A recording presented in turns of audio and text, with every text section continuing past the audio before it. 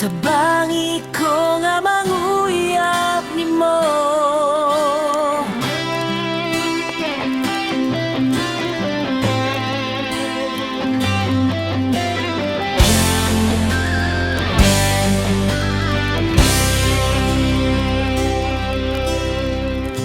Ako bisag moingon,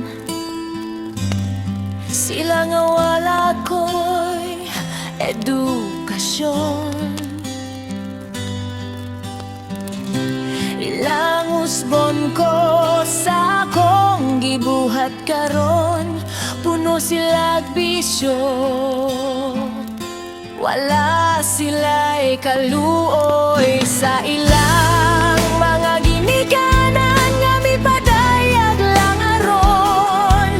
Pagbadako nila human sa tanan mao na kana mo balos sila.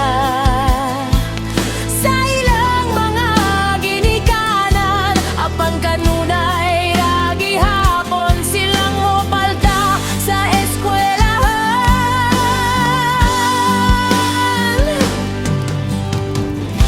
Kinsang ginikanan ang malipay sa gibuhat sa ilang mga anak. Imbes nga mo respeto kanila, wala sila'y respeto sa ilang mga ginikanan. Hangtod sa punto nga isalikway sa mga ginikanan ng bata, papahawawon ko sila. Kay wala sila'y respeto sa ilang mga ginikanan, ug puno sila sa mga bisyo nga dili nila gustong undangon. Dili ko matinggal ako ng mga batan-on karon, maunay mo buhat sa ilang mga ginikanan.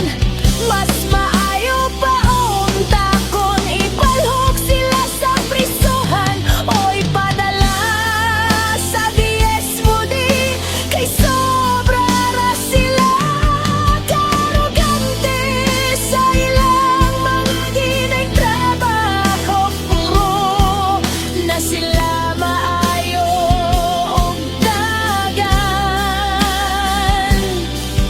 Kung ako pa, dapon yun ako katong mga bata sa ilang gibuhat, basin masakitan.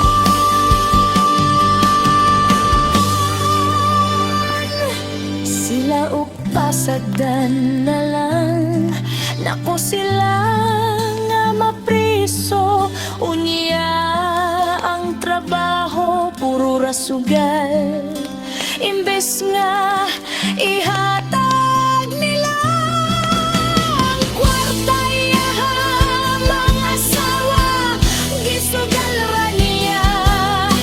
Unya nakikilawas siya sa bayot.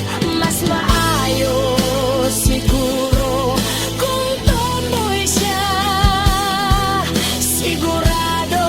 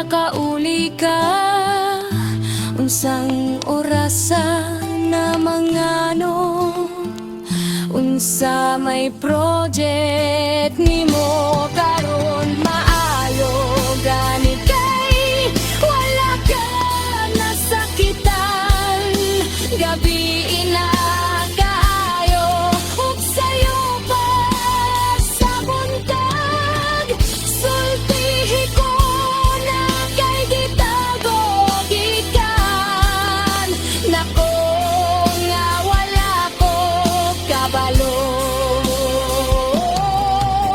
o basin na kay nabuhat nga sayo guwapa man good maunangin ako nga magdos ka o unsa pa para masayot ko ngano ingon anak